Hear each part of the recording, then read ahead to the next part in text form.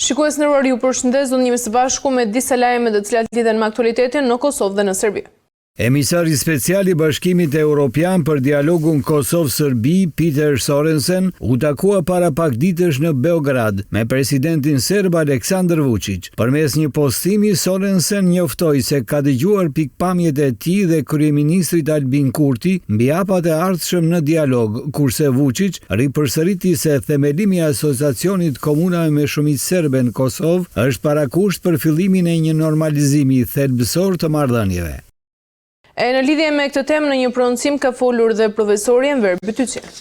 Peter Sorensen duhet që të përcaktoj diagnozën. Diplomati danez është mjek i ri që ka marrë përsipër të shërojë të sëmurin e Ballkanit, në këtë rast Serbin, sepse Kosova nuk është as pak e smur. Si i tillë, ai duhet të ekzaminojë diagnozën e sëmundjeve serbe, dhe unë besoj se kjo vizitë ka pikërisht këtë qëllim, deklaroi Bytyqi, sipas të cilit simptomat e sëmundjes serbe janë ekspansioni territore dhe sundim jo vetëm në vendet e ish Jugosllavisë, por edhe më gjerë. Sëmundja e sundimit dhe hegemonisë serbe rezulton deri më sot si sëmundja më e gjatë, më serioze, që ka shkaktuar drama dhe tragjedi te popujt e tjerë jo serb, por edhe te vetë serbët. Në Beograd nuk duan ende ta pranojnë faktin se ata janë të sëmur, ndërsa nuk pranojnë se kanë kryer dhunë dhe gjenocid, sidomos kundër shqiptarëve dhe bosnjakëve. U shpreh profesori, sipas të cilit Aleksandar Vučić ka qenë gjithmonë konsekuent në politikat e tij të mashtrimit. Vučić vazhdoi dhe në bisedimet me Peter Sorensen lojën e vazhdueshme të viktimës,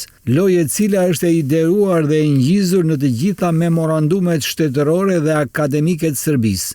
Fantazia njerëzore nuk e ka shpikur nga hiçi fabulën e ujkut dhe qenjit, natyrisht që kjo pritej. Vučić ka qenë gjithmonë konsekuent në politikën e tij të mashtrimit dhe madje ja ka arritur që të përfitojë në vendin e tij nga kjo politikë, theksoi analisti i njohur.